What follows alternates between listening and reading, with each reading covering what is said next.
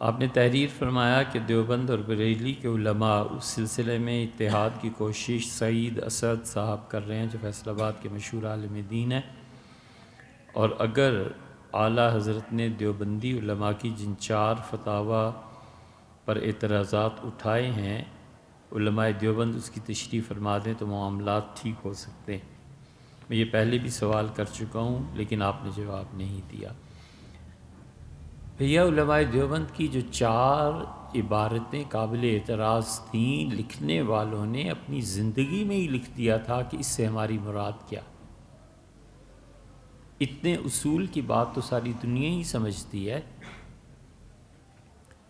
کہ کلام اور تحریر، جو لکھنے والا ہوتا ہے اور جو بولنے والا ہوتا ہے، جو کچھ وہ کہہ رہا ہے سب سے پہلے اس کے جملے کی تشریح وہ خود ہی کرے کہ کیا کہا ہے اس نے۔ اگر اس کی تشریح قابل قبول ہو تو نہیں لڑنا چاہیے، اور تشریح قابل قبول نہ ہو تو پھر بحث کی جاتی۔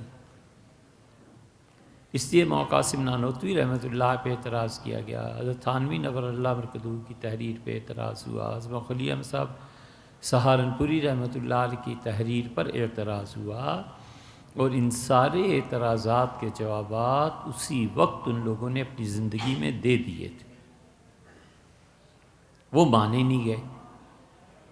اور تکفیر پر اعتراض کیا گیا کہ تم کافر ہو۔ ان لوگوں میں ایسے بھی تھے جنہوں نے کلمہ پڑھا، انہوں نے کہا اچھا بھائی پہلے کافر تھے نا، لو اب مسلمان ہوتا ہوں، اب بتاؤ۔ لیکن جو آپ نے فرمایا ہے کہ اس کے جواب اسی وجہ سے نہیں کہ بھیا یہ چیزیں اس دور میں کامیاب نہیں ہوئیں جب پھر بھی بڑے بڑے علماء تھے، اہل بریلی بہت بڑے لوگ۔ مولانا حشمت علی صاحب بریلوی مکتبہ فکر کے بہت بڑے عالم دین تھے، تحریک پاکستان میں شامل رہے اور مختلف جگہوں پہ۔ تو مولانا حشمت علی صاحب کے سامنے مولانا شبیر احمد صاحب عثمانی کی تقریر ہوئی تھی، اور مولانا شبیر احمد صاحب عثمانی رحمۃ اللہ علیہ نے ان عبارات کی تشریح کی تھی کہ حضرت ہمارے بڑے جو کہتے تھے اس کا مطلب یہ ہے، اس کا مطلب یہ ہے، اس کا مطلب یہ ہے۔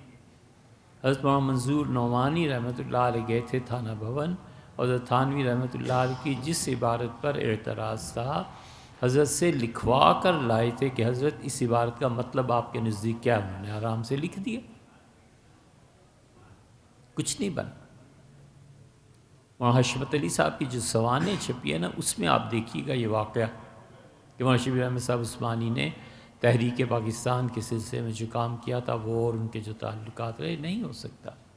آپ کو امید ہے آپ کرتے جائیے، ہم بھی اس کی تائید کرتے ہیں ہمیشہ کہ نہ کرو۔ وجہ اس کی یہ نہیں ہے کہ حق اور باطل کا کوئی فیصلہ ہو گیا ہے، وجہ اس کی یہ ہے کہ الحاد بڑھ گیا، کفر بڑھ گیا۔ یہ اگلی نسلیں جو پیدا ہو رہی ہیں اور اس فاسد نظام تعلیم کے تحت پڑھ رہی ہیں، یہ خدا کی منکر ہو گئی۔ قائد اعظم یونیورسٹی کے طلباء وہ پوچھتے ہیں کہ اللہ کے وجود کے لیے آپ کے پاس کیا دلیل ہے؟ وہاں کی لڑکیاں آ کے پوچھتی ہیں کہ آخر اس نکاح کی ضرورت کیا ہے؟ لڑکیاں کہتی ہیں نکاح کی کیا ضرورت ہے؟ میوچل انڈرسٹینڈنگ بس کافی۔ ابھی آپ پہ کھلا نہیں شاید دنیا کا یہ نظام۔ پاکستان میں آ کر یہاں دیکھیں، یہاں الحاد میں اتنے لوگ، انہیں خدا کا خوف نہیں ہے۔ اگر خدا کا خوف تو نماز نہ پڑھیں مسجد میں آ کے۔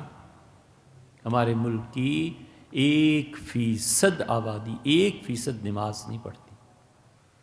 1% کا مطلب کیا ہے 22 کروڑ میں، کہ 22 لاکھ لوگ نماز، پہلے بھی اتنے ہی تھوڑے سے لوگ نماز پڑھتے تھے، وہ بیچارے دنیا سے چلے گئے۔ اب جو ہیں وہ تھوڑے بہت ہی لوگ آتے ہیں۔ کون آتا ہے؟ آپ کسی اسکول کالج میں چلے جائیں، کتنے 1000 2000 لڑکے پڑھ رہے ہوتے ہیں اور مسجد کی ایک صف پوری نہیں ہوتی۔